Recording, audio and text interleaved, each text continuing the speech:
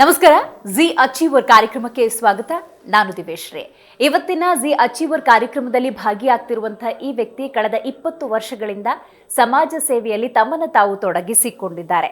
ಬಹಳ ಮುಖ್ಯವಾಗಿ ಬಡವರು, ನಿರ್ಗತಿಕರ ಅಭಿವೃದ್ಧಿಗಾಗಿ ತಮ್ಮ ಬದುಕನ್ನೇ ಮುಡುಪಾಗಿಟ್ಟಿರುವಂತಹ ಸಮಾಜ ಸೇವಕರಾಗಿರುವಂತಹ ಕರಿಸೋಮನಗೌಡರು ಇವತ್ತು ನಮ್ಮ ಕಾರ್ಯಕ್ರಮದಲ್ಲಿದ್ದಾರೆ. ಮೊದಲಿಗೆ ಅವರಿಗೆ ಕಾರ್ಯಕ್ರಮಕ್ಕೆ ಸ್ವಾಗತವನ್ನು ಕೋರೋಣ. ಸರ್, ಕಾರ್ಯಕ್ರಮಕ್ಕೆ ಸ್ವಾಗತ.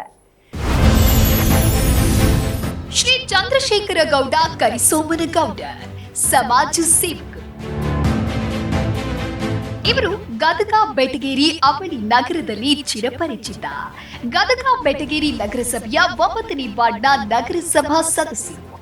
ಪರ್ವತಗೌಡ ಮತ್ತು ಸುಮಿತ್ರಾ ಅವರ ಪುತ್ರ. ವಿದ್ಯಾರ್ಥಿ ನಾಯಕರಾಗಿ ವಿದ್ಯಾರ್ಥಿಗಳ ಸಮಸ್ಯೆಗಳಿಗೆ ಸ್ಪಂದಿಸೋ ಗುಣವುಳ್ಳವರು. ಸರ್ಕಾರದ ಪಂಚ ಗ್ಯಾರಂಟಿ ಯೋಜನೆಗಳನ್ನ ತಲುಪಿಸೋ ಕಾರ್ಯ ಮಾಡ್ತಾ ಇದ್ದಾರೆ. ಎಚ್.ಕೆ. ಪಾಟೀಲ್ ಸಾಹೇಬರ ಸಹಾಯದಿಂದ ಜನರಿಗೆ ನೆರವಾಗ್ತಾ ಇದ್ದಾರೆ. ವಿಶೇಷ ಚೇತನರಿಗೆ ವಾಹನ, ಜನರಿಗೆ ಟ್ಯಾಂಕರ್ ಮೂಲಕ ನೀರು ಪೂರೈಕೆ, ರಸ್ತೆ ಮತ್ತು ಬೀದಿ ದೀಪ, ಚರಂಡಿ ವ್ಯವಸ್ಥೆ, ಶೌಚಾಲಯ ಹೀಗೆ ಎಲ್ಲ ರೀತಿಯ ಮೂಲಭೂತ ಸೌಕರ್ಯಗಳಿಗೆ ಒತ್ತು ಕೊಟ್ಟ ನಾಯಕರು. ಪರಿಸರ ದಿನಾಚರಣೆ ಮಾಡಿ 1000 ಸಸಿ ನೆಟ್ಟು ಜಾಗೃತಿ ಮೂಡಿದ್ದಾರೆ. ಕೋವಿಡ್ ವೇಳೆ ಎಚ್.ಕೆ. ಪಾಟೀಲ್ ಅವರ ನೆರವಿನಿಂದ ಸಾವಿರಾರು ಮಂದಿಗೆ ಕೋವಿಡ್ ಲಸಿಕೆ ಹಾಕಿಸಿದ್ರು. ಬಡವರು, ಶ್ರಮಿಕರು ಮತ್ತು ವಾರ್ಡ್ನ ವೃದ್ಧರು, ಮಹಿಳೆಯರಿಗೆ ಸಹಾಯ ಮಾಡ್ತಾ ಇದ್ದಾರೆ. ಎಲ್ಲಾ ವಿಧದಲ್ಲೂ ಜನರ ಸೇವೆ ಮಾಡ್ತಾ ಇರೋ ಮಹಾನುಭಾವ ಇವರು.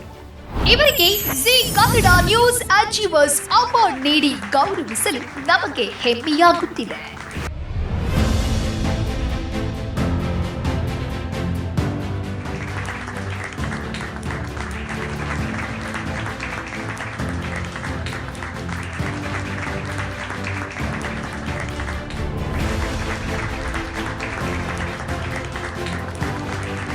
ಖುಷಿ ಆಗುತ್ತೆ. ಸಾಸೋದು ತುಂಬ ಇದೆ, ಅದು ಸಾಚಿದ್ದು ಕಡಿಮೆ. ಆದರೂ ಜಿ ಟಿ ವಿ ಅವರು ಒಂದು ಸಮಾಜ ಸೇವೆಗಾಗಿ ಜಿ ಕನ್ನಡ ಅಚೀವರ್ಸ್ ಒಂದು ಪ್ರಶಸ್ತಿ ಕೊಟ್ಟಿದ್ದು ಭಾಳ ಖುಷಿ ಆಗುತ್ತೆ. ಇದಕ್ಕೆ ನಾನೊಬ್ಬನೇ ಕಾರಣ ಅಲ್ಲ, ನನಗೆ ಒಂದು ಟೀಮ್ ಇದೆ, ನನ್ನ ಪರಿವಾರ ಇದೆ, ಕುಟುಂಬದ ಅಣ್ಣ ತಮ್ಮ ಇದ್ದಾರೆ, ನಮ್ಮ ಯುವಕರಿದ್ದಾರೆ, ಆಮೇಲೆ ಹೆಚ್ಚಾಗಿ ಎಲ್ಲನೂ ಸಹಿಸ್ಕೊಂಡು ಅಂತ ನಮ್ಮ ಪತ್ನಿ ಇದ್ದಾರೆ, ಮಕ್ಕಳಿದ್ದಾರೆ. ಅದಕ್ಕೆ ಮೊದಲು ಅವ್ರದ್ದು ಹೇಳ್ತೀನಿ. ಇದಕ್ಕೆಲ್ಲ ಮಿಗಿಲಾಗಿ ನಮ್ಮ ಗದಗಿನ ಮಿನಿಸ್ಟರ್ ಎಚ್.ಕೆ. ಪಾಟೀಲ್ರು ಅವ್ರ ಸ್ಫೂರ್ತಿಯಿಂದ ನಾವೆಲ್ಲ ಮಾಡೋಕ್ಕಾಗಿದ್ದು. ಅದಕ್ಕೆ ಅವ್ರಿಗೂ ತಾನೇ ಹೇಳ್ತೀನಿ. ಕಳೆದ 20 ವರ್ಷಗಳಿಂದ ಸರ್ ಸಾಮಾಜಿಕ ಕಾರ್ಯವನ್ನು ನೀವು ಮಾಡ್ಕೊಂಡು ಬಂದಿದ್ದೀರಿ. ಮೂಲತಃ ನೋಡ್ತಾ ಹೋಗೋದಾದರೆ ನಿಮ್ಮ ಬದುಕಲ್ಲಿ ನಾನು ಈ ಸಮಾಜ ಸೇವೆಯನ್ನು ಮಾಡಬೇಕು, ಸಾಮಾಜಿಕ ಕಾರ್ಯಗಳಲ್ಲಿ ನನ್ನನ್ನು ನಾನು ತೊಡಗಿಸ್ಕೋಬೇಕು ಅನ್ನೋದಾದರೆ ಏನಾದರೂ ಪ್ರೇರಣೆ ಅಂತಿತ್ತ ನಿಮ್ಮ ಬದುಕಲ್ಲಿ? ಅದೊಂದು ಪ್ರೇರಣೆ ಅಂದರೆ ನಮ್ಮ ತಂದೆಯವರು ವಕೀಲರಿದ್ದರು. ಓಕೆ. ಆಮೇಲೆ ಕೃಷಿ ಪ್ರಧಾನ ಫ್ಯಾಮಿಲಿ ನಮ್ಮದು. ಆವಾಗಿಂದ ನಮ್ಮ ತಂದೆಯವರು ಒಳ್ಳೆ ನಡತೆ, ಬಡವ್ರಿಗೆ ಹೆಲ್ಪ್ ಆಗಬೇಕು, ಅನ್ಯಾಯ ಆದ್ರೆ ಅವ್ರ ವಿರುದ್ಧ ಹೋರಾಟ ಮಾಡಬೇಕು, ಕಡು ಬಡವ್ರು ಇರ್ತಾರೆ, ಅವ್ರಿಗೆ ಏನಾದರೂ ಅನುಕೂಲ ಆಗೋ ಥರ ನಡ್ಕೋಬೇಕಂತ ತಿಳಿಸಿ ಹೇಳ್ಕೊತ ಬರ್ತಾಯಿದ್ರು. ಬರ್ತಾ ಅದು ಮೇಜರ್ ಆಗ್ತಾ ಇದ್ದಂಗೆ ಪ್ರೈಮರಿಯಿಂದ ಹೈಸ್ಕೂಲ್ ಬಂದಾಗ ಕಾಲೇಜಿಗೆ ಬಂದೆ. ಕಾಲೇಜ್ ಡೇಸಲ್ಲಿ ಇಲೆಕ್ಷನಲ್ಲಿ ಪಾರ್ಟಿಸಿಪೇಟ್ ಮಾಡ್ಬಂತು. ಆವಾಗಿಂತ ನಾಯಕ ತಗೊಂಡು ಬಂತು. ಅಲ್ಲಿ ನನಗೆ ನಮ್ಮ ಎಚ್.ಕೆ. ಪಾಟೀಲ್ ಸಾಹೇಬರು, ಡಿ.ಆರ್. ಪಾಟೀಲ್ ಸಾಹೇಬರು ದೊಡ್ಡ ಪ್ರೇರಣೆ ಆದರು. ಅವರಿಂದ ನಾ ರಾಜಕೀಯಕ್ಕೆ ಬರೋಕ್ಕಂತ ಆಸೆ ಇತ್ತು. ಕಳೆದ 2022ರಲ್ಲಿ ಅವರೇ ನನಗೆ ಟಿಕೆಟ್ ಆಕಾಂಕ್ಷೆ ಆದಾಗ, ಇಲ್ಲ ನಿನಗೆ ಟಾಸ್ಕ್ ಅಂತ ಕೊಡ್ತಾ ಇದ್ದೀವಿ, ನೀನು ಅಲ್ಲಿ ಹೋಗೋ ಆ ವಾರ್ಡ್ಗೆ ನೀನು ಕಾರ್ಪೊರೇಟಾಗಿ ನಿಲ್ಲು ಅಂದರು. ಅವರೆಲ್ಲ ಅಭಿಲಾಷೆ ಅಂತೆ ಅವ್ರ ಆಶೀರ್ವಾದದಿಂದ ನಾನು ಕಾರ್ಪೊರೇಟಾಗಿ ಆಯ್ಕೆ ಆದೆ. ಇದೊಂಥರ ಅವ್ರು ಎಚ್.ಕೆ. ಪಾಟೀಲ್, ಡಿ.ಆರ್. ಪಾಟೀಲ್ ನನಗೆ ಪ್ರೇರಣೆ. ಅವ್ರ ಜೊತೆಗೆ ಅವರು ಚಿರಂಜೀವಿ ಅವರ ಕೃಷ್ಣ ಪಾಟೀಲ್ ಅಂತೇಳಿ ಅವರು ಪ್ರೇರಣೆ ಆಗಿದ್ದಾರೆ. ಫಸ್ಟಿಗೆ ನಾನು 2013ರಲ್ಲಿ ಏನಾಗಿತ್ತು ಅಂದರೆ, ನಾನು ಅಷ್ಟು ರಾಜಕೀಯದಲ್ಲಿ ಮುಂಚೂಣಿಯಲ್ಲಿ ಇದ್ದಿದ್ದಿಲ್ಲ, ಸಮಾಜ ಸೇವೆ ಮಾಡ್ಕೊಂಡಿರ್ತಿದ್ದೆ. ನಮ್ಮ ಎಚ್.ಕೆ. ಪಾಟೀಲ್ ಸಾಹೇಬ್ ಒಳ್ಳೆಯವರಿದ್ದರು, ರಾಜುಗೌಡ ಪಾಟೀಲ್ ಅಂತೇಳಿ ಸಾಸಿವೆ ಒಳ್ಳೆಯವರು. ಅವರು ನನ್ನಲ್ಲಿ ನಾಯಕತ್ವ ಗುಣ ಐಡೆಂಟಿಫಿಕೇಶನ್ ಮಾಡಿ ಅವ್ರು ಕರ್ಕೊಂಡು ಹೋಗಿ ಎಚ್.ಕೆ. ಪಾಟೀಲ್ ಸಾಹೇಬ್ ಭೇಟಿ ಆದಾಗ ಕೆಲವೊಂದು ಬ್ಯಾಡ್ ಹ್ಯಾಬಿಟ್ಸ್ ಮಾಡ್ತಿದ್ದೆ. ಆವಾಗ ಎಚ್.ಕೆ. ಪಾಟೀಲ್ ಸಾಹೇಬರು ಚಲೋ ಅಲ್ಲದು, ಒಂದು ಒಳ್ಳೆ ಮಂತ್ರ ಅಂತ ಬಂದಿದ್ದೆ, ನೀನು ಜನರಿಗೆ ಪ್ರೇರಣೆ ಆಗೋಂಗೆ ಬದುಕಬೇಕು, ಬಿಟ್ಟು ರಾಜಕೀಯಕ್ಕೆ ಧುಮುಕು ಅಂತೇಳಿ ಆ ಪ್ರೇರಣೆ ಅಂತ ನಾನು ರಾಜಕೀಯಕ್ಕೆ ಧುಮುಕಿದ್ದೆ. ಅದ್ಭುತ. ಅಂದರೆ ಅವ್ರ ಬದುಕಲ್ಲಿ ಹೆಂಗೆ ನಡ್ಕೊಂಡಿದ್ದಾರೆ ಅದನ್ನು ನೋಡಿ ಅವ್ರ ಸಮಾಜ ಸೇವೆಯನ್ನು ನೋಡಿ, ಅವರ ರಾಜಕೀಯ ಬದುಕನ್ನು ನೋಡಿ ನಿಮ್ಮ ಬದುಕಲ್ಲಿ ಈ ಪ್ರೇರಣೆ ಆಯಿತು ಅಂತ ಹೇಳ್ಬೋದಾಗ ನಾವು ಸುಧಾರಿಸ್ಕೊಂಡು ಅವರಿಂದ ಪ್ರೇರಣೆ ಆಗಿದ್ದು ಖಂಡಿತ. ಇದೆಲ್ಲದರ ಜೊತೆಗೆ ನಿಮ್ಮ ಬಾಲ್ಯ, ನಿಮ್ಮ ಬದುಕು, ನಿಮ್ಮ ವಿದ್ಯಾಭ್ಯಾಸ, ನಿಮ್ಮ ಮನೇಲಿ ಯಾರೆಲ್ಲ ಇದ್ರು, ಇದ್ರ ಬಗ್ಗೆ ತಿಳಿಸ್ಕೊಡ್ಬೋದಾ? ನಮ್ಮ ಮನೇಲಿ ನಮ್ಮ ತಂದೆಯವರು ಲಾಯರ್ ಇದ್ದರು. ಅವ್ರ ನಂತರ ನಾವು 4 ಜನ ಅಂತಂದರು, 2 ತಂಗಿಯಂದರು, ದೊಡ್ಡ ಫ್ಯಾಮಿಲಿ, ಕೃಷಿ ಪ್ರಧಾನ ಕುಟುಂಬ ನಮ್ಮದು. ಆಮೇಲೆ ನಾವು ಪ್ರಾಥಮಿಕ ಶಾಲೆಯನ್ನು ಅಲ್ಲೇ ಬೆಟಗೇರಿಯಲ್ಲೇ ಮುಗಿಸಿದ್ದು. ಹೈಸ್ಕೂಲ್ ವಿದ್ಯಾಭ್ಯಾಸನೂ ಮಾಡಲ್ ಹೈಸ್ಕೂಲ್ನಲ್ಲಿ ಆಗಿದ್ದು. ಮುಂದೆ ASS ಕಾಮರ್ಸ್ ಕಾಲೇಜಲ್ಲಿ ಡಿಗ್ರಿ ಕಂಪ್ಲೀಟ್ ಮಾಡಿದ್ವಿ. ಆನಂತರ ನಮ್ಮ ತಂದೆಯರು ಹೇಳ್ದಂಗೆ ಒಂದೊಂದಾಗಿ ಸಾಮಾಜಿಕ ಕೆಲಸಗಳು ತೊಡ್ಕೊಂಡು ಬಂದು ಅದು ನನಗೆ ಖುಷಿ ಕೊಡ್ತಾನೆ ಬಂತು. ಕೊಡ್ತಾ ಬಂದಾಗ ಕಾಲೇಜ್ ಡೇಸಲ್ಲಿ ನಾಯಕತ್ವ ಗುಣ ಬೆಳೆಸ್ಕೊಂಡಾಗ ಎಚ್ ಕೆ ಪಾಟೀಲ್ರು, ಡಿ ಆರ್ ಪಾಟೀಲ್ರು ಅವರು ಒಡನಾಟ ಬೆಳೀತು. ಅಂದ್ರೆ ಕಾಲೇಜಲ್ಲಿ ಅವ್ರ ಸಂಪರ್ಕ ಸಿಕ್ತು ಡಿ ಆರ್ ಪಾಟೀಲ್ ಸಾಹೇಬ್ರು ಅವಾಗ ಸಿಕ್ಕಿದ್ದು. ಅವರು ಬುಕ್ ಕರೆದು ನಂಗೆ ಸನ್ಮಾನ ಮಾಡಿದ್ರು. ಅವ್ರೊಂಥರ ನಮ್ಮ ಪ್ರೇರಣೆ ಆದಂಗೆ ಆದರು. ಖಂಡಿತವಾಗ್ಲು. ಈಗ ನೀವು ಹೇಳ್ತಾ ಇದ್ರಿ ನಿಮ್ಮ ತಂದೆಯವರೇ ವಕೀಲರು ಅಂತ ಹೇಳಿ, ಅವ್ರಿಗೆ ಆಸೆ ಇರಲಿಲ್ವಾ ನನ್ನ ಮಗ ಕೂಡ ವಕೀಲ ಆಗಬೇಕು, ಈ ಥರದ್ದು ಏನಾದ್ರು ಆಸೆಗಳು? ಇಲ್ಲ, ಭಾಳ ಇತ್ತು. ಆಮೇಲೆ ಅವರು ವಕೀಲ ಆಗ್ಬೇಕು, ಇಲ್ಲ ನೀವು ಜಾಯ್ನ್ ಆಗುವಂತೆಲ್ಲ ಆಂಬಿಲೇಷನ್ ಇರ್ಬೋದು. ಆದ್ರೆ ಈ ಸಮಾಜ ಸೇವೆ ಅಂತ ಬಂದ್ಮ್ಯಾಗ ಆ ಕಡೆ ಗಮನನೇ ಹೋಗ್ಲಿಲ್ಲ. ನಾವು ಈ ರಾಜಕೀಯ ರಂಗಕ್ಕೆ ಬಂದ್ಕೊಂಡು ಸಮಾಜ ಸೇವೆ ಮಾಡ್ಕೊಂತ ಹೋಗ್ಬಿಟ್ಟು ಅದು ಅದರಿಂದ ಒಂದು ಖುಷಿನೂ ಸಿಗಕತ್ತೆ ನಮ್ಗೆ. ಆದ್ರೆ ನಿಮ್ಮ ಎಜುಕೇಶನ್ ಆಗ್ತಾ ಇದ್ದಾಗೆ ನೀವೆಲ್ಲಾದ್ರೂ ಕೆಲಸಕ್ಕೆ ಅಂತ ಹೋದ್ರೆ ಅಥವಾ ಸಮಾಜ ಸೇವೆಯಲ್ಲೇ ನಿಮ್ಮನ್ನು ತೊಡಗಿಸ್ಕೊಂಡ್ರೆ ಅಥವಾ ನಿಮ್ಮದೇ ಆದಂಥ ಒಂದು ಉದ್ಯಮ ಅಂದ್ರೆ ಬದುಕನ್ನು ಕಟ್ಕೊಳಕ್ ನೀವೇನ್ ಮಾಡಿದ್ರಿ ಅಂತ? ಇಲ್ಲ, ಕೃಷಿ ಪ್ರಧಾನ ಕುಟುಂಬ ಇರೋದಕ್ಕೆ ಕೃಷಿ ಮೇಲೆ ಅವಲಂಬಿತರಾಗಿದ್ದು ನಾವು. ಕೃಷಿಯಿಂದ ಜಮೀನಿದ್ದು ಅಂತ ಉತ್ಪನ್ನ ಬರ್ತಿತ್ತು. ಅದನ್ನೇ ಸಮಾಜ ಸೇವೆ ತೊಡಗಿಸ್ಕೊಂಡು ಬಂದ್ವಿ. ನನ್ನ ಜೊತೆ ಯುವಕರ ಸಂವಹನ ಇತ್ತು. 100 ಜನ ಯುವಕರು ಪ್ರೇರಣೆ ಆದರು. ನಾನು ಏನು ಕೆಲಸ ಹೇಳಿದ್ರು ಅವ್ರು ಬಂದ್ ಮಾಡ್ತಿದ್ರು. ಇವಾಗೂ ನಾವು ವಾರ್ಡಲ್ಲಿ ಏನು ಕೆಲಸ ಇದ್ರು ನನಗೇನೇ ಜಾಸ್ತಿ ಜವಾಬ್ದಾರಿ ತೊಗೊಂಡು ಮಾಡ್ರೆ ಆ ಹುಡುಗರೇ. ಅದು ಬೆನಿಫಿಟ್ ನನಗೆ ಬರ್ತಾ ಇದೆ ಅಷ್ಟೇ. ಖಂಡಿತವಾಗ್ಲು. ರಾಜಕೀಯದ ನಂಟು ಹೇಗೆ? ಹಂತ ಹಂತವಾಗಿ ನೀವು ರಾಜಕೀಯದಲ್ಲಿ ಬೆಳೀತಾ ಹೋಗ್ತೀರಿ, ಇದ್ರ ಬಗ್ಗೆ ತಿಳಿಸ್ಕೊಡಿ. ಅದೇ ಏನಿಲ್ಲ, 2013 ರಾಜಗೌಡರು ನಮ್ಮ ಭಾಳ ಆತ್ಮೀಯರು. ಅವ್ರು ಕರ್ಕೊಂಡೋಗಿ ನಾವು ಹಿಂಗೆ ಅವ್ರ ಜೊತೆ ಅಡ್ಡಾಡೋದು, ಸಮಾಜ ಸೇವೆ ಮಾಡ್ಕೊಂಡಿದ್ವಿ. ನಿಮ್ಮ ರಾಜಕೀಯ ಭವಿಷ್ಯ ಇದೆ ಬನ್ನಿ ಅಂತ ಹೇಳಿ ನಮ್ಮ ಎಚ್ ಕೆ ಪಾಟೀಲ್ ಸಾಹೇಬರು ಪರಿಚಯ ಮಾಡಿ. ಅದು ಒಡನಾಟ ತಪ್ಪಿತ್ತು. ಎಚ್ ಕೆ ಪಾಟೀಲ್ ಸಾಹೇಬ್ರಿಗೂ ಡಿ ಆರ್ ಪಾಟೀಲ್ ಸಾಹೇಬ್ರು ಇರ್ತದೆ ಸಾಮಾಜಿಕ ರಂಗದೊಳಗಿರೋದಕ್ಕೆ. ಅದಕ್ಕಿಂತ ಪೂರ್ವದಲ್ಲಿ ನಾವು ವನ ಮಹೋತ್ಸವ ಆಗಲಿ, ಸಣ್ಣ ಸಣ್ಣ ಯಾರ್ಯಾವುದು ವೃದ್ಧಾಪ್ಯ ವೇತನ, ವಿಧವಾ ವೇತನ, ಅಂಗವಿಕಲರಿಗೆ ಇದು ಕೊಡಿಸಿ ಮಾಡ್ತಿದ್ವಿ. ಎಚ್ ಕೆ ಪಾಟೀಲ್ ಸಾಹೇಬ್ರ ಜೊತೆ ರಾಜಗೌಡರು ಪರಿಚಯ ಮಾಡಿಸಿದ್ಮೇಲೆ ಅವರಿಂದನೂ ಭಾಳ ನಮ್ಗೆ ಅನುಕೂಲ ಆಯಿತು. ಯಾವುದೇ ಕೆಲಸ ಹೋಯ್ತು ಸಾಹೇಬರು ವೃದ್ಧಾಪ್ಯ ವೇತನ ಇರಲಿ, ಅಂಗವಿಕಲರಿಗೆ, ಆಮೇಲೆ ಬಡವರಿಗೆ ಲೋನ್ ಕೊಡಿಸೋದಾಗಲಿ, ಇವನ್ನೆಲ್ಲ ನಾವು ಹೇಳಿದ್ಕೊಂಡು ಮಾಡಿಕೊಡ್ತಿದ್ರು. ಅದ ನನಗಿನ್ನ ಎಚ್ ಕೆ ಪಾಟೀಲ್ರಿಗೆ ಈಗ ಗೌರವ ಸಲ್ಬೇಕಂತ ನಾನು ಅಂದ್ರೆ ನೀವು ಮಾಡಿದ ಕಾರ್ಯದ ಸೇವೆ ಏನಿದೆ ಅದೆಲ್ಲವೂ ನೀವು ಮಾಡಿದ್ರು ಕೂಡ ಆ ಗೌರವ ಅವ್ರಿಗೆ ಸಲ್ಲಬೇಕು ಅಂತ ಹೇಳಿ. ಖಂಡಿತವಾಗ್ಲು. ಸಾಮಾಜಿಕ ಕಾರ್ಯಗಳಲ್ಲಿ ನಿಮ್ಮ ನೀವು ಕಳೆದ 20 ವರ್ಷಗಳಿಂದ ತೊಡಗಿಸ್ಕೊಂಡಿದ್ದೀರಿ ಸರ್. ನೀರಿನ ವ್ಯವಸ್ಥೆ ಇರ್ಬೋದು, ವಿದ್ಯಾದಾನ ಇರ್ಬೋದು, ಹಸ್ದವ್ರಿಗೆ ಊಟ ಇರ್ಬೋದು, ಇದ್ರ ಬಗ್ಗೆ ತಿಳಿಸ್ಕೊಡ್ಬೋದಾ? ಯಾವ ರೀತಿ ನಿಮ್ಮನ್ನು ನೀವು ತೊಡಗಿಸ್ಕೊಳ್ತಾ ಇದ್ರಿ ಅಂತ? ಅಂದರೆ ಮೇಡಮ್, ಬಡ ಮಕ್ಕಳು ಎಜುಕೇಷನ್ ಮಾಡ್ತೀವಿ ಅಂದ್ರೆ ಅವರಲ್ಲಿ ದುಡ್ಡು ಇರಲಿಲ್ಲ, ಅದು ಇಲ್ಲ ಅಂದ್ರೆ ಕಷ್ಟ ಹೇಳ್ಕೊಂಡು ಬಂದಾಗ ನನ್ನ ಕೈಲಾಗಿ ನಾನು ಸಹಾಯ ಮಾಡೀನಿ. ಆಮೇಲೆ ನಿರ್ಗತಿಕಿದ್ರೆ ಅವ್ರ ಬಡತನ ನಿವಾರಣೆಗೋಸ್ಕರ ನನ್ನ ಕೈಲಿ ಆದಿದ್ದ ಸಹಾಯ ನಷ್ಟನೂ ಮಾಡೀನಿ. ಅದಕ್ಕೆ ಎಚ್ ಕೆ ಪಾಟೀಲ್ರು ಕಾರಣದಾರ. ಇವನು ದೇವರಾಜ್ ಅರಸು ಲೋನ್ ಇರ್ಬೋದು, ಮೈನಾರಿಟಿ ಲೋನ್ ಇರ್ಬೋದು, ಇಂಥವೆಲ್ಲ ಸಾಹೇಬ್ರಿಗೆ ಹೇಳಿದಾಗ ಸರ್ ಬಡವ್ರು ಅದಾರ, ಅವ್ರೇನು ತಮ್ಮ ಕಾಲ ಮೇಲೆ ತಾವು ನಿಂತ್ಕೊಂತಾರೆ ಅಂದಾಗ ನಮ್ಗೆ ಇಮಿಡಿಯೇಟಾಗಿ ಮಾಡಿಕೊಟ್ಟಿದ್ದು ನಮ್ಮ ಎಚ್ ಕೆ ಪಾಟೀಲ್ ಸಾಹೇಬ್ರ. ಈಗ ಪಂಚ ಗ್ಯಾರಂಟಿ ಯೋಜನೆಗಳಿಗೆ ಸಂಬಂಧಪಟ್ಟಂತೆ ಕೂಡ ನೀವು ಬಹಳ ಜವಾಬ್ದಾರಿಯುತವಾಗಿ ಅದನ್ನು ನಿಭಾಯಿಸುವಂತಹ ಒಂದು ಜವಾಬ್ದಾರಿ ನಿಮಗೆ ಕೊಡ್ತಾರೆ. ಇದ್ರ ಬಗ್ಗೆ ತಿಳಿಸ್ಕೊಡಿ. ಅಂದರೆ ಅದನ್ನು ಜನರಿಗೆ ತಲುಪಿಸೋದಕ್ಕೆ ನೀವು ಮಾಡಿದಂಥ ಪ್ರಯತ್ನನ ಹೇಗದು ಅಂತ? ಹೌದು ಮೇಡಮ್, ಪಂಚ ಗ್ಯಾರಂಟಿ ಯೋಜನೆ ಬಂದಾಗ ಸಾಹೇಬರು ಸ್ಪೆಷಲಾಗಿ ನಮ್ಮ ಬೆಟಗೇರಿ ಭಾಗಕ್ಕೆ ನಮ್ಮ ಜೊತೆ ಇದ್ದಂಥ ಯುವಕರ ಗುಂಪು ನೋಡಿ ಅದನ್ನು ಜವಾಬ್ದಾರಿ ಕೊಟ್ಟು ಮನೆಗೆ ಹೋಗಿ ಅದ್ರ ಬಗ್ಗೆ ಮಾಹಿತಿ ಕೊಟ್ಟು ಹೆಂಗಿದೆ ಏನಿಲ್ಲ ಅಂತ ಅನುಕೂಲ ಮಾಡುವಂಥ ವ್ಯವಸ್ಥೆ ನಾವು ಮಾಡಿದ್ದೀವಿ. ಅದರಿಂದ ಸಂತೃಪ್ತಿನೇ ಆಗಿದೆ ನಮಗೆ. ಆಮೇಲೆ ಕೊರೋನಾ ಟೈಮಲ್ಲಿ ಎಚ್ ಕೆ ಪಾಟೀಲ್ರು 4 ಜನಕ್ಕೆ ಸೆಲೆಕ್ಟ್ ಮಾಡ್ತಾರೆ. ಅದ್ರಲ್ಲಿ ನನಗೂ ಒಬ್ಬಂಗ ಕೊರೋನಾ ಟೈಮಲ್ಲಿ ಇಮಿಡಿಯೇಟಾಗಿ ಏನೋ ಹಾಸ್ಪಿಟ್ಲ್ ಅಡ್ಮಿಟ್ ಮಾಡಬೇಕಾಯ್ತು, ಅವರು ಟ್ಯಾಬ್ಲೆಟ್ಸ್ ಕೊಡೋದಿರಲಿ, ಏನೇ ಇರಲಿ, ಆಕ್ಸಿಜನ್ ಸಪ್ಲೈ ಇರಲಿ, ಅದಕ್ಕೆಲ್ಲನೂ ಸಹಾಯ ಆಗೋಂಗೆ ಎಚ್ ಕೆ ಪಾಟೀಲ್ ಮಾಡಿದ್ರು. ಅದು ಜವಾಬ್ದಾರಿ ಕೊಟ್ಟ ಜವಾಬ್ದಾರಿ ನಾನು ಸರಿಯಾಗಿ ನೋಡ್ಕೊಂಡಿದ್ದೆ. ಅದಕ್ಕೆ ನಮ್ಗೆ ತೃಪ್ತಿನೂ ಇದೆ. ಖಂಡಿತ. ಈ ಗ್ರಾಮೀಣ ಭಾಗ ಅಂದಾಗ ಸಹಜವಾಗಿ ನೀರಿನ ಸಮಸ್ಯೆ ಇರುತ್ತೆ. ಆ ಸಮಸ್ಯೆಯನ್ನು ಪರಿಹರಿಸಬೇಕು ಅಂತ ಹೇಳಿ ನೀವು ನಿಂತ್ಕೋತೀರಿ, ಇದ್ರ ಬಗ್ಗೆ ತಿಳಿಸ್ಕೊಡಿ. ಹೌದು ಮೇಡಮ್, ಯಾವಾಗಲೂ ನಮ್ಮ ಗದಗ ಬೆಟಗೇರಿ ಸ್ವಲ್ಪ ನೀರಿನ ಸಮಸ್ಯೆ ಭಾಳ ಇದೆ. ಅದಿದ್ದಾಗ ನಾನು ಮನ್ಕೊಂಡಿದ್ದು ಎಚ್ ಕೆ ಪಾಟೀಲ್ ಯಾವಾಗಲೂ ನೀರಿನ ಬಗ್ಗೆ ಭಾಳ ಗಮನಿಸೋರು. ಅದಾಗ್ತಿಲ್ಲ, ಅಟ್ಲೀಸ್ಟ್ ನನ್ನ ಮಾಡಲ್ಲ ನಾ ಮಾಡೋಣ ಅಂತೇಳಿ ಸಾಹೇಬ್ ರಿಕ್ವೆಸ್ಟ್ ಮಾಡ್ಕೊಂಡು ಹೇಳಿದಾಗ ಅವ್ರ ಫಂಡ್ ನಿಂತರ ಒಂದು 7-8 ಬೋರ್ ಕೊಡುವಂಗೆ ಮಾಡಿದ್ರು. ಅವರು ಕೊಟ್ಟಾಗ ಪ್ರತಿ ಏರಿಯಾಗ ಒಂದೊಂದು ಬೋರ್ ಕೊರೆಸಿ 4 ಮನೆ ನೀರಿನ ಟ್ಯಾಪ್ ಅಳವಡಿಸಿ ಸಮಗ್ರವಾಗಿ 80% to 90% ನನ್ನ ವಾರ್ಡೊಳಗೆ ನೀರಿನ ಕೊರತೆ ಇಲ್ಲದಾಗ ಮಾಡೀನಿ. ಅದು ತೃಪ್ತಿ ಇದೆ ನನಗೆ. ಆಮೇಲೆ ರೋಡ್ ಇರ್ಬೋದು, ಬೀದಿ ದೀಪಗಳಿರ್ಬೋದು, ಮತ್ತೊಂದು ವಾರ್ಡ್ ಯಾವ ಥರ ಇರ್ಬೇಕು, ಮಾದರಿ ವಾರ್ಡ್ ಇರ್ಬೇಕು, ಆ ಥರ ಮಾಡಿದ್ರೂ ಖುಷಿ ನನಗಿದೆ. ಅದಕ್ಕೆ ಆ ವಾರ್ಡಿನ ಜನರ ಸಹಕಾರನೂ ಇದೆ. ನನ್ನ ಬಗ್ಗೆ ಭಾಳ ಒಂದು ಖುಷಿಯಿಂದನೂ ಮಾತಾಡ್ತಾರೆ. ಅದಕ್ಕಿಂತ ಹೆಚ್ಚು ಆದರೂ ಚುನಾವಣೆಯನ್ನು ಎದುರಿಸೋದು ಅಂದ್ರೆ ಅಷ್ಟು ಸುಲಭ ಅಲ್ಲ. ಗೆದ್ದು ಬರಬೇಕು, ಕೊಟ್ಟಂತ ಆಶ್ವಾಸನೆಗಳನ್ನು ಈಡೇರಿಸಬೇಕು. ಹೇಗಿತ್ತು ಬೆಂಬಲ? ಜನರ ಅಭಿಪ್ರಾಯ ಹೆಂಗಿದೆ? ಜನರ ಬೆಂಬಲ ಅಂದ್ರೆ ಮೇಡಮ್, ಬೆಟಗೇರಿ ಅನ್ನೋದಕ್ಕೆ ಈಗ 10 ವಾರ್ಡ್ ಬರ್ತಾವೆ ನಮ್ಮ ಬೆಟಗೇರಿ ಒಳಗೆ. ಪಕ್ಷಾತೀತವಾಗಿ ನಮ್ಮ ಬೆಟಗೇರಿ ಭಾಗದ ಜನ ಎಲ್ಲ ಯುವಕರಾಗಲಿ, ಯಜಮಾನರಾಗಲಿ, ಎಲ್ಲ ಜಾತಿಯವರು ನನಗೆ ಯಾವ ಥರ ಸಪೋರ್ಟ್ ಮಾಡಿದ್ರೆ ಮನೆ ಮಗನ ಅನ್ನೋ ಥರ ಮಾಡಿ ಗೆಲ್ಲಿಸ್ಕೊಟ್ರು ಆ ವಾರ್ಡ್ ಒಳಗೆ ನನಗೆ. ಆಮೇಲೆ ನಂದು ಅದು ನನ್ನ ನೇಟಿವ್ ವಾರ್ಡು ಅಲ್ಲ, ಅದು ಬೇರೆ ವಾರ್ಡಲ್ಲಿ ಟಾಸ್ಕ್ ಕೊಟ್ಟಿದ್ರು ಸಾಹೇಬರು.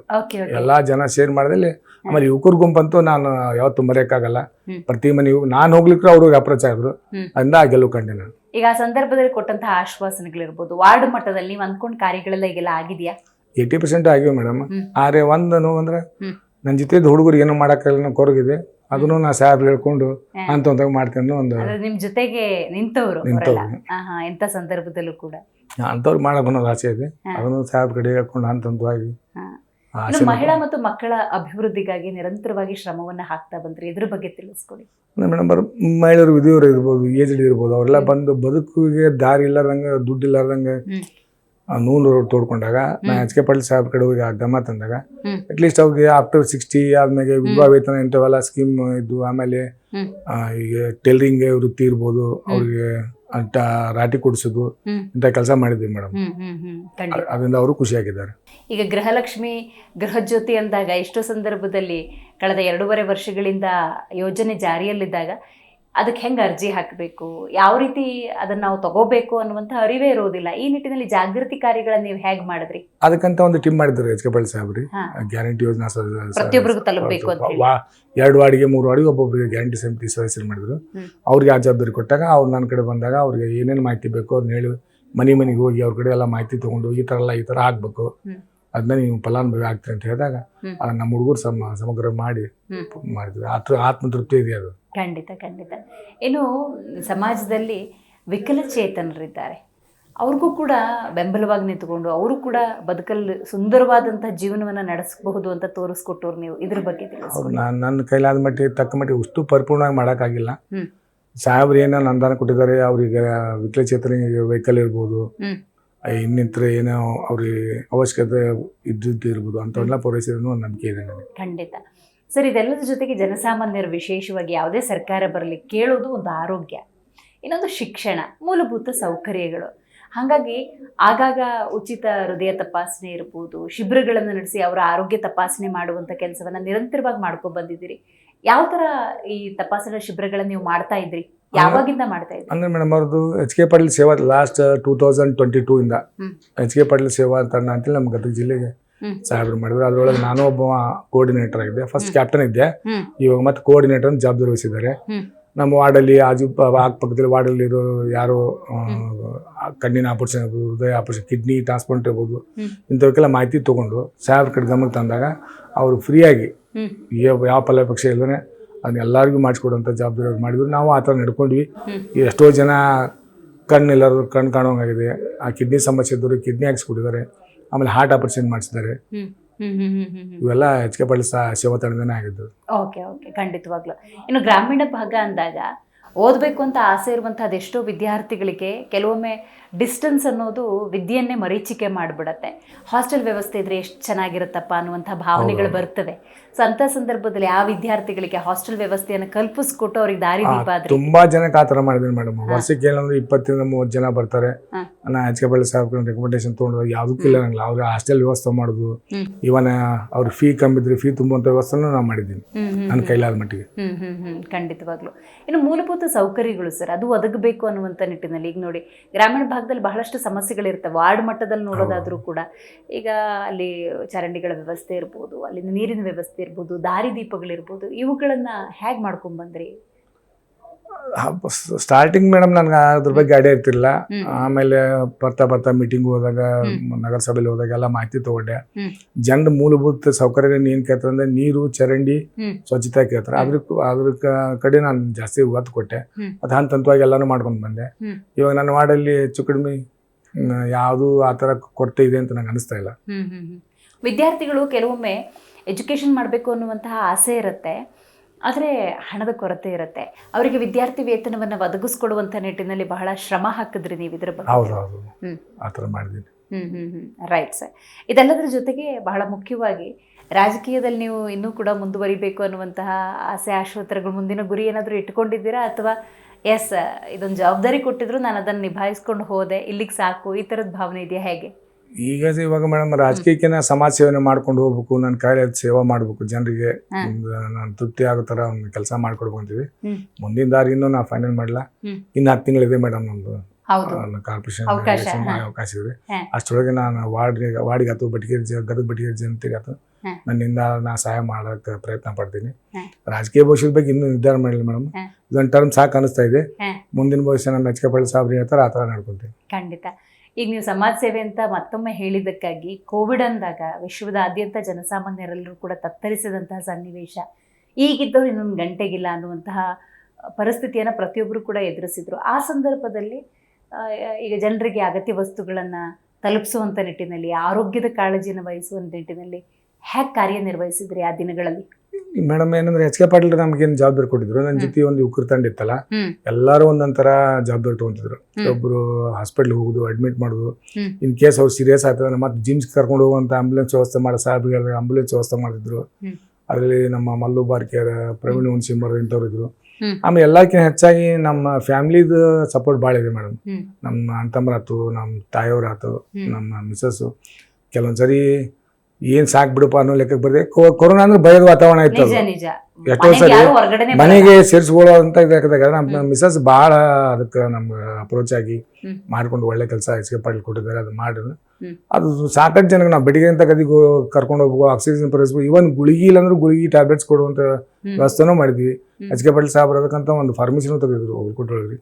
ಅಲ್ಲಿಂದ ಪ್ರತ್ಯೇಕವಾಗಿನೇ ಕೊರೋನಾ ಪೇಷಂಟ್ಗಂತೆ ಎಲ್ಲ ತಂದು ಕೊಡೋದು. ಆಮೇಲೆ ಅವ್ರು ಊಟದಿರ್ಲಿ, ಟಿಫಿನ್ದಿರ್ಲಿ. ಮನೆ ಲಾಕ್ಡೌನ್ ಆದಾಗ ಕೆಲವು ಬಡ ಜನಕ್ಕೆ ಊಟದ ಇರ್ತಿಲ್ಲ. ಆಮೇಲೆ ನಾವು ಎಚ್ ಕೆ ಪಾಟೀಲ್ ಸೇವಾ ತಂಡದ ಜೊತೆ ನಾವು ವೈಯಕ್ತಿಕವಾಗಿ ನಮ್ಮ ಎಲ್ಲ ಹುಡುಗರು ಸೇರ್ಕೊಂಡು 100 ಜನಕ್ಕೆ ಕಿಟ್ ವಿತರಿಸಿದ್ವಿ. ಅದು ಒಂದ್ಸಲ 2-3 ಸಲ ಬಂತು ಕೊರೋನಾ. 20 ಆಮೇಲೆ 21 ಅವಾಗೆಲ್ಲ ನಾವು ಕಿಟ್ ಕೂಡ ಹಂಚಿದ್ವಿ ಅಂತ ಜನನೂ ಖುಷಿ ಆದ್ರು. ಯಾವುದೋ ಪ್ರತಿಪಕ್ಷ ಇಲ್ಲೇ ಮಾಡಿದ್ವಿ ಅನ್ನೋದು ಒಂದು ಧನ್ಯತಾ ಭಾವ. ಅದು ನನ್ನ ರಾಜಕೀಯವಾಗಿ ಗೆಲ್ಲಕ್ಕೂ ಒಂಥರ ಒಂದು ಅನುಕೂಲ ಆಯ್ತು ಅಂತ ನಾ ಭಾವಿಸ್ತೀನಿ. ಖಂಡಿತ. ನಿಮ್ಮ ಈ ಜರ್ನಿಯಲ್ಲಿ ಸರ್ ಹಾಗಾದ್ರೆ ನಿಮ್ಮ ಕುಟುಂಬದ ಸಹಕಾರ ಹೆಂಗಿದೆ? ಯಾಕಂತ ಹೇಳಿದ್ರೆ ಪ್ಲಸ್ ಮೈನಸ್ ಡೆಫಿನೆಟ್ಲಿ ಇದ್ದೇ ಇರತ್ತೆ. ಸಾಕು, ನಮ್ಗೆ ಯಾಕಬೇಕು, ನಾವಾಯ್ತು ನಮ್ಮ ಪಾಡಾಯ್ತು ಇರೋಣ, ಈ ಥರದ ಭಾವನೆಗಳಿದ್ದಾವ? ಇಲ್ಲ ಮಾಡಿ ಮುನ್ನುಗ್ಗಿ ಸಮಾಜ ಸೇವೆ ಅಂತ ಮಾಡೋದಕ್ಕೆ ಎಲ್ರಿಗೂ ಅವಕಾಶ ಸಿಕ್ಕಿಲ್ಲ, ನಿಮಗೆ ಸಿಕ್ಕಿದೆ, ನೀವು ಮಾಡಿ, ಈ ಥರ ಇದೆಯಾ? ಇಲ್ಲ ಇದೆ, ಸ್ವಲ್ಪ ಅದು ಬೇಜಾರಿರುತ್ತೆ. ಆಮೇಲೆ ಕನ್ವಿನ್ಸ್ ಆಗ್ತಾರೆ, ನಮ್ಮ ಮಿಸ್ಸಸ್ ಏನ್ ಮಾಡ್ತಾರೆ, ನಮ್ಗೆಲ್ಲ ಅಲ್ಲರಿ ಯಾಕೆ ಈ ಥರ ಮಾಡ್ತೀರಿ ಅಂತ ಹೇಳ್ತಾರೆ. ಕನ್ವಿನ್ಸ್ ಮಾಡಿದ್ಮಾಗ ಆಮೇಲೆ ಅವ್ರ ಪಾತ್ರ ದೊಡ್ಡದಿದೆ. ಎಲ್ಲರಿಗೂ ಸಪೋರ್ಟ್ ಅವ್ರು ನಿಲ್ತಾರೆ. ಇವಾಗ ನಮ್ಮ ಮದರ್ ಆಯ್ತು, ನಮ್ಮ ಅಣ್ಣ ತಮ್ಮರ ಆಯ್ತು, ನನಗೆಲ್ಲಕ್ಕಿಂತ ಹೆಚ್ಚಾಗಿ ಈ ಹುಡುಗರು ದಂಡ ಇದೆಯಲ್ಲ ಅವರು ಸಪೋರ್ಟ್ ಭಾಳ ಇದೆ. ಮನೆಯವ್ರ ಜೊತೆ ಅವ್ರದ್ದು ಒಂದು ಕಾಲ್ ಮಾಡಿದ್ರೆ ಸಾಕು ಬಂದು ನಿಂತ್ಕೊಂಡ್ಬಿಡ್ತಾರೆ. ನನಗಿಂತ ಹೆಚ್ಚಿಗೆ ಕೆಲಸ ಮಾಡೋದು ಅವ್ರೆ. ಎಷ್ಟೋ ಸಂದರ್ಭದಲ್ಲಿ ಸರ್ ಜನಸಾಮಾನ್ಯರಿಗೆ ನೀವು ಮಾತು ಕೊಟ್ಬಿಟ್ಟಿರ್ತೀರಿ, ಸರ್ಕಾರದ ಮಟ್ಟದಲ್ಲಿ ಏನೋ ಒಂದು ಕೆಲಸ ಆಗ್ಬೇಕಾಗಿರತ್ತೆ, ಅಲ್ಲಾಗ್ತಾ ಇರಲ್ಲ, ಇಲ್ಲ ಮಾತು ಕೊಟ್ಟಿದ್ದೀರಿ, ಇಂಥ ಅಡಕತ್ರಿ ಸನ್ನಿವೇಶದಲ್ಲಿ ಸಿಕ್ಕೊಂಡಿದ್ದೀವಿ, ನೊಂದ್ಕೊಂಡಿದ್ದೀವಿ. ಮತ್ತೆ ಅವ್ರಿಗೆ ಭರವಸೆನೂ ಕೊಡ್ತೀವಿ, ಇಲ್ಲಪ್ಪ ಈ ಸರ ಆಗಿಲ್ಲ, ನೆಕ್ಸ್ಟ್ ಇದು ಮಾಡೋಣ, ಹೇಳ್ತೀವಿ, ಮಾಡ್ತೀವಿ ಅಂತ ಹೇಳ್ತೀವಿ. ಮತ್ತೆಲ್ಲಾನು 100% ಮಾಡಿಸ್ಬೇಕಾಗಲ್ಲ. ಕರೆಕ್ಟ್. ರೈಟ್. ಇನ್ನು ಸರ್ ಬಹಳ ಮುಖ್ಯವಾಗಿ ಮುಂದಿನ ದಿನಗಳಲ್ಲಿ ಇದೊಂದು ಯೋಚನೆ ಇದೆ, ನಾನು ಇಷ್ಟು ಮಾಡ್ಕೊಂಡ್ ಬಂದಿದ್ದೀನಿ, ಇದೊಂದು ಪ್ಲಾನ್ ಇದೆ, ಇದನ್ನು ನಾನು ಫುಲ್ಫಿಲ್ ಮಾಡಬೇಕು, ಈ ಥರದ್ದು ಏನಾದರೂ ಯೋಚನೆಗಳನ್ನ ಇಟ್ಕೊಂಡಿದ್ದೀರಾ? ಹೇಗೆ ವೃದ್ಧಾಶ್ರಮ ಮಾಡ್ಬೇಕು ಭಾಳ ದಿವಸದ ಕನಸು ಮೇಡಮ್. ಲಾಸ್ಟ್ ಒಂದು 20 years ಅಂತ ಐತಿ. ಅದು ಯಾವ ಥರ ಮಾಡ್ಬೇಕು ನನಗೂ ಐಡಿಯಾ ಇಲ್ಲ. ನಾನು ಎಚ್ ಕೆ ಪಾಟೀಲ್ ಜೊತೆ ಸಮಾಲೋಚನೆ ಮಾಡ್ಬೇಕಂತೀನಿ. ಈ ರಾಜಕೀಯದ್ರೊಳಗೆ ಅವರು ಬಿಡು ಸಿಗಂಗಿಲ್ಲ. ಅದು ಯಾವ ಥರ ಮಾಡ್ಬೇಕು ಅಡಿಲ್ಲ. ಅವ್ರು ಗೈಡೆನ್ಸ್ ತೊಗೊಂಡು ಅದೊಂದು ವೃದ್ಧಾಶ್ರಮ ಮಾಡ್ಬೇಕು ಬೆಟಗೇರಿ ಭಾಗದೊಳಗೆ. ಭಾಳ ವರ್ಷದ ಕನಸಿದೆ. ಅದನ್ನ ಸಾಹೇಬ್ ಜೊತೆ ಮಾತಾಡ್ಕೊಂಡು ಆ ಕನಸು ನೆರವೇರಿಸುವ ಪ್ರಯತ್ನ ಮಾಡ್ತೀನಿ. ಖಂಡಿತ. ಪಕ್ಷದ ವತಿಯಿಂದ ಇಂಥದ್ದೇ ಜವಾಬ್ದಾರಿ ಅಂತ ನಿಮಗೆ ಕೊಟ್ಟಿದ್ದು ಆ ಥರ ಇದೆ. ಕೊರೋನಾ ಟೈಮಲ್ಲಿ ಜವಾಬ್ದಾರಿ ಕೊಟ್ಟರು. ಆಮೇಲೆ ಎಚ್ ಕೆ ಪಾಟೀಲ್ ಸೇವಾ ತಂಡದ ಕೋಆರ್ಡಿನೇಟರ್ ಮಾಡಿದ್ದಾರೆ. ಅದನ್ನು ಸಮರ್ಥವಾಗಿ ನಿರ್ವಹಿಸಿದ್ದೀನಿ. ಅವರು ಎಚ್ ಕೆ ಪಾಟೀಲ್ ಅದರಿಂದ ಖುಷಿನೂ ಆಗಿದ್ದಾರೆ. ಒಳ್ಳೆ ನನ್ನ ಬಗ್ಗೆ ಒಂದು ರೆಸ್ಪೆಕ್ಟ್. ಖಂಡಿತ.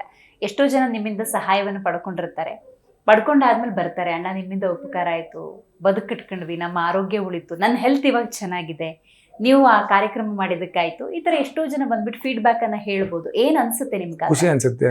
ಆ ಹೇಳು ಖುಷಿಕಿನ ಅವರಲ್ಲಿ ಇರ್ತಕ್ಕಂಥ ಧನ್ಯತಾ ಭಾವ ಇರ್ತಲ್ಲ, ಅದು ಭಾಳ ಮನಸ್ಸಿಗೆ ಖುಷಿ ಕೊಡುತ್ತೆ. ನಾನೇನು ಜವಾಬ್ದಾರಿ ಹೆಚ್ಚೋದಿಲ್ವಾ? ಹೆಚ್ಚುತ್ತೆ. ಆಮೇಲೆ ನಾನು ಮಾಡಿದಂತ ಎಚ್ ಕೆ ಪಾಟೀಲ್ ಸಾಹೇಬ್ ಹೇಳಿದ್ರು, ಅದಕ್ಕೆ ನಾನು ಮಾಡಿದೆ, ಆ ಗ್ರೇಟ್ ನನಗೆ ಸಿಗುತ್ತಲ್ಲ ಅನ್ನೋ ಖುಷಿ ಬೇರೆ ಇರುತ್ತೆ. ಖಂಡಿತವಾಗ್ಲು. ಈಗ ಮುಂದಿನ ದಿನಗಳಲ್ಲಿ ಈಗ ನೀವು ರಾಜಕೀಯವಾಗಿ ನಾನು ಅಂತ ಯೋಚನೆಗಳನ್ನ ಇಟ್ಕೊಂಡಿಲ್ಲ ಅಂದ್ರೂ ಕೂಡ ಜನರ ಒತ್ತಾಯ ಡೆಫಿನೆಟ್ಲಿ ಇದ್ದೇ ಇರುತ್ತೆ. ನಿಮ್ಮ ತಂಡ ನೀವು ಹೇಳ್ತಾ ಇದ್ರಿ, ಆ ಯುವಕರು ಆ ತಂಡನೇ ಇದೆ ಅಂತ, ಅವ್ರ ಒತ್ತಾಯ ಇರುತ್ತೆ. ಏನ್ ಹೇಳ್ತೀರಿ ಇದ್ರ ಬಗ್ಗೆ? ಕಾದ್ ನೋಡ್ಬೇಕ್ರಿ. ಅದು ಇನ್ನೂ 10 ತಿಂಗಳಿದೆಯಲ್ಲ, ಅವಾಗ ಎಲ್ಲರೂ ಕೂಡ ಏನು ಡಿಸಿಷನ್ ಮಾಡ್ತಾರೆ ಅದ್ರ ಮೇಲೆ ಡಿಪೆಂಡ್ ಆಗಿರ್ತೀವಿ. ಖಂಡಿತವಾಗ್ಲು. ಇದೆಲ್ಲದರ ಜೊತೆಗೆ ಸರ್ ಬಹಳ ಕೆಲವೊಮ್ಮೆ ಬರುತ್ತೆ ಟೀಕೆ ಟಿಪ್ಪಣಿಗಳು ಬರುವಂಥ ಸಾಧ್ಯತೆಗಳಿರುತ್ತೆ. ನೀವು ಉದ್ದೇಶ ಕ್ಲಿಯರ್ ಇರುತ್ತೆ, ಒಳ್ಳೇದು ಮಾಡಬೇಕು ಅನ್ನೋದಿರುತ್ತೆ. ಆದರೂ ಕೂಡ ಕೆಲವೊಮ್ಮೆ ಅವ್ರೇನೋ ಬೇರೆ ಕೆಲಸಕ್ಕೋಸ್ಕರ ಮಾಡ್ತಿದ್ದಾರೆ, ಬೇರೆ ಉದ್ದೇಶ ಇದೆ ಅನ್ನುವಂಥ ಟೀಕೆ ಟಿಪ್ಪಣಿಗಳು ಬಂದಾಗ ಹೇಗೆ ಅದನ್ನು ನಿಭಾಯಿಸಿದ್ದೀರಿ? ಇಲ್ಲ ಮೇಡಮ್, ಅಪಮಾನ ಅವಮಾನ ಇವೆಲ್ಲ ರಾಜಕೀಯ ರಂಗಗಳು ಕಾಮನ್. ನನ್ನ ಜೊತೆ ಇದ್ದರು ಎಷ್ಟೋ ಜನ ನೊಂದ್ಕೊಂಡು ಇದು ಅಂತಾರೆ, ಮತ್ತು ಆಮೇಲೆ ಕನ್ವಿನ್ಸ್ ಮಾಡ್ತೀನಿ ಅವನ್ನೆಲ್ಲ. ಮತ್ತು ರಾಜಕೀಯ ಸಮಾಜ ಸೇವೆ ಅಂದಾಗ ಎಲ್ಲ ನುಂಗ್ಕೊಂಡು ಹೋಗಬೇಕು, ಇಲ್ಲ ನಡೆಯಂಗಿಲ್ಲ. ಕೆಲವೊಂದು ಸರಿ ಮನಸ್ಸಿಗೆ ನೋವಾಗುತ್ತೆ, ಮಾನಸಿಕ ಆ ಥರ ಅನ್ಸುತ್ತೆ. ಮತ್ತು ನೋಡ್ಕೊಳ್ಳೋದು ಎಚ್ ಕೆ ಪಾಟೀಲ್ ಸಾಹೇಬ್ರ ಅಂತವ್ರೆ ಬೇಕಾದ್ರೆ ನಡೆಸ್ತಾರೆ. ನಾವು ಒಂದು ವಾರ್ಡ್ ನಿಭಾಯಿಸೋಕ್ಕಾಗಲ್ಲ ಅನ್ನೋ ಒಂದು ಇದು ಅವ್ರ ಪ್ರೇರಣೆ ತೊಗೊಂಡು ಮತ್ತೆ ನಾವು ಮುಂದೆ ಹೋಗೋದು ನಡೆದಪ್ಪ ಇದು ಕಾಲ, ಈ ಥರ ಯಾಕೆ ತಲೆ ಕೆಡಿಸ್ಕೋಬೇಕು, ಒಳಿತು ಕೆಡ್ತು ಅನ್ನೋದು ಇರೋದು. ನಿಜ. ಆರ್ಥಿಕವಾಗಿ ಸರ್, ಈಗೇನೋ ಮಾತು ಕೊಟ್ಟಿರ್ತೀರಿ, ಆ ಕೆಲಸ ಆಗಬೇಕು, ಸಮಸ್ಯೆಗಳನ್ನು ಎದುರಿಸಿದಿರ, ಫಂಡ್ ಪ್ರಾಬ್ಲಮ್ ಆಯಿತು, ಹಣ ಸಿಕ್ಕಲಿಲ್ಲ, ಕೈಯಿಂದ ಹಾಕುವಂಥದ್ದು, ಕೈಗೂ ಆಗ ಹಣ ಸಿಕ್ಕಿಲ್ಲ, ಈ ಥರ ಸನ್ನಿವೇಶಗಳು ಆಗಿಲ್ಲ ಮೇಡಮ್. ಹಂಗೆ ಅಷ್ಟು ಆಗೋದು ಅದೆಲ್ಲ ರಾಜಕೀಯ ರಂಗದೊಳಗೆ ಕೈಲಿ ಹಾಕೋದಿರೋದಲ್ರಿ ಮೇಡಮ್. ಅಂತ ಸಿಚುವೇಶನ್ಸ್ ಎದುರಿಸಿದೆ. ಆ ಟೈಮಲ್ಲಿ ನಿಭಾಯಿಸ್ತಿದ್ರಿ ಅಂತ? ಅತಿ ಆದಾಗ ಸಾಹೇಬ್ರ ಕಡೆ ಹೋದಾಗ ಅವರು ಫಂಡ್, ಅವ್ರ ವೈಯಕ್ತಿಕ ಫಂಡ್ ಕೊಟ್ಟಿರ್ತಾರೆ, ಅದನ್ನ ಮಾಡ್ತೀವಿ. ಎಲ್ಲಾರ್ಗು ಪಾಪ ಅವ್ರ ಕಡೆ ನಾನು ಒಬ್ಬಂದೇ ನೋಡ್ಬೇಕಾಗಿಲ್ಲ ಅಲ್ಲ, ಅವರು ಎಚ್ ಕೆ ಪಾಟೀಲ್ ಸಾಹೇಬ್ರಿ ಇಡೀ ಗದಗ ಡಿಸ್ಟಿಕ್ಕು ಮತ್ತು ಕರ್ನಾಟಕ ಸ್ಟೇಟ್ ಮಿನಿಸ್ಟರ್ ಅವ್ರದ್ದು ನೋಡ್ಕೊಳ್ರಿ. ನಾವು ಎಲ್ಲ ನಾವು ಕೇಳ್ಕೊಂಡು ಕುಂದ್ರೆ ಆಗಲ್ಲ, ಕೆಲವೊಂದು ನಾವು ಅನಿವಾರ್ಯತೆಗೆ ನಾವು ಮಾಡ್ಕೊಂಡು ಹೋಗ್ತೀವಿ. ಕಳೆದ 20 ವರ್ಷಗಳ ನಿಮ್ಮ ಜರ್ನಿಯನ್ನ ನೀವು ನೆನಪಿಸ್ಕೊಂಡ್ರೆ ಆತ್ಮತೃಪ್ತಿ ಅನ್ನೋದಿದೆಯಾ? ಆತ್ಮತೃಪ್ತಿ ಇದೆ ಮೇಡಮ್, ಖುಷಿನೂ ಇದೆ. ಏನೋ ಒಂದು ಸಾರ್ಥಕ ಭಾವನೆ ಮಾಡಿದೀನಿ, ಏನೋ ಜನರಿಗೆ ಮಾಡಿದೀನಿ ನೆನೆಸ್ಕೊಂತಾರ ಅನ್ನೋ ಒಂದು ಭಾವನೆ ಇದೆ. ಈ ಕಾರ್ಯಕ್ರಮದ ಮೂಲಕ ಸರ್ ನೀವು ಸಮಾಜಕ್ಕೆ ಯಾವ ಸಂದೇಶವನ್ನ ಕೊಡೋದಕ್ಕೆ ಬಯಸ್ತೀರಿ ಅಂತ? ಒಂದೇ ಹೇಳೋದಂದ್ರೆ ಮೇಡಮ್, ಕಷ್ಟದಲ್ಲಿ ಇರೋರು ನೆರವು ಆಗ್ಬೇಕು. ಆಮೇಲೆ ನಾವು ಬೆಳೆದಂತ ಹಾದಿ ನೆನೆಸ್ಕೊಂಡು ಮುಂದ್ಸಾಗ್ಬೇಕು. ಕೆಲವು ಜನ ಏನಾದ್ರ ಅಂದ್ರೆ ತಾವು ಕಷ್ಟದಾಗಿರ್ತಾರ, ದೊಡ್ಡವರಾದ್ಮೇಲೆ ಮರ್ತು ಬಿಡ್ತಾರ. ನಿಜ, ಅದನ್ನ ಮರಿಬಾರ್ದು ಅಂತ ಹೇಳೋದು ನಾವು. ಯಾಕಂದ್ರೆ ನಾವು ಹಿಂದೆ ಏನ್ ನಡ್ಕೊಂಡ್ ಬಂದಿದ್ವಿ ಅದನ್ನ ನೆನಪಿಸ್ಕೊಂಡು ಹೋದ್ರೆ ಜೀವನ. ಅದಕ್ಕೆ ಕಷ್ಟದಿರೋರಿಗೆ ಹೆಲ್ಪ್ ಮಾಡ್ರಿ. ಯಾರೋ ಅಮಾಯಕರು ಅಬಲರು ಬಂದಿರ್ತಾರೆ, ನಿಮ್ ಕೈಲಿ ಸಹಾಯ ಮಾಡಿ, ಅದು ಮುಂದೊಂದು ದಿವಸ ನಮ್ಗೆ ಯಾವಾಗಲೂ ಒಂದು ಕಾಯುತ್ತೆ ಅನ್ನೋದು ನನ್ನ ಮನೋಭಾವನೆ. ಖಂಡಿತ ಸರ್. ಇವತ್ತಿನ ಕಾರ್ಯಕ್ರಮದಲ್ಲಿ ಭಾಗಿಯಾಗಿ ಸಮಾಜ ಸೇವೆ ಅಂದ್ರೆ ಏನು, ಯಾವ ರೀತಿ ಮಾಡಬೇಕು, ಜೊತೆಗೆ ನಿಮ್ಮ ಬದುಕನ್ನು ನಮ್ಮ ಜೊತೆ ಹಂಚಿಕೊಂಡಿದ್ದಕ್ಕಾಗಿ ಧನ್ಯವಾದಗಳು. ನೋಡಿದ್ರಲ್ಲಿ ವೀಕ್ಷಕರೇ, ಇವತ್ತಿನ ನಮ್ಮ ಕಾರ್ಯಕ್ರಮದಲ್ಲಿ ಕರಿ ಸೋಮನಗೌಡರು ಭಾಗಿಯಾಗಿದ್ದರು. ಕಳೆದ 20 ವರ್ಷಗಳಿಂದ ಸಮಾಜ ಸೇವೆಯನ್ನು ಇವರು ಮಾಡ್ಕೊಂಡು ಬಂದಿದ್ದಾರೆ. ನನ್ನ ಗುರುಗಳು, ನನ್ನ ರಾಜಕೀಯ ಪ್ರೇರಣೆ ಅಂದರೆ ಎಚ್ ಕೆ ಪಾಟೀಲ್ ಅವರು ಅಂತ ಹೇಳಿ ಅವರ ರಾಜಕೀಯ ಜೀವನವನ್ನು ಉಲ್ಲೇಖ ಮಾಡ್ತಾ ನಾನು ಕೂಡ ರಾಜಕೀಯವಾಗಿ ಸಮಾಜ ಸೇವೆಯಲ್ಲಿ ನಿರತನಾಗುವುದಕ್ಕೆ ಅವರ ಬದುಕೇ ಪ್ರೇರಣೆ ಆಯಿತು ಅನ್ನುವಂಥ ವಿಚಾರವನ್ನು ಹೇಳಿದ್ದಾರೆ. ಬಹಳ ಮುಖ್ಯವಾಗಿ ಮತ್ತೊಂದು ವಿಚಾರವನ್ನು ಏನು ಪ್ರಸ್ತಾಪ ಮಾಡಿದ್ರು ಅನ್ನೋದನ್ನು ನಾವು ನೋಡೋದಾದರೆ, ಬಡವರಿರ್ಬೋದು, ನಿರ್ಗತಿಕರಿರ್ಬೋದು, ಕೈಗಾರದವರು ಇರ್ಬೋದು, ಯಾರೋ ಕಷ್ಟದಲ್ಲಿದ್ದ ಸಂದರ್ಭದಲ್ಲಿ ಅವರಿಗೆ ಒಂದು ಸೇವೆಯನ್ನು ಅಥವಾ ನಿಮ್ಮ ಕೈಲಾದಂತಹ ಸಹಾಯವನ್ನು ಮಾಡಿದ್ರೆ ಅವರ ಬದುಕು ಹಸನಾಗುತ್ತೆ, ಅದರಲ್ಲಿ ನೀವು ಸಂತೋಷವನ್ನು ಕಾಣಬಹುದು ಅನ್ನುವಂಥ ವಿಚಾರವನ್ನು ಇವತ್ತು ಪ್ರಸ್ತಾಪ ಮಾಡಿದ್ದಾರೆ. ನೋಡ್ತಾ ಇರಿ ಜೀ ಕನ್ನಡ ನ್ಯೂಸ್, ಸತ್ಯವೇ ಸುದ್ದಿಯ ಜೀವಾಳ.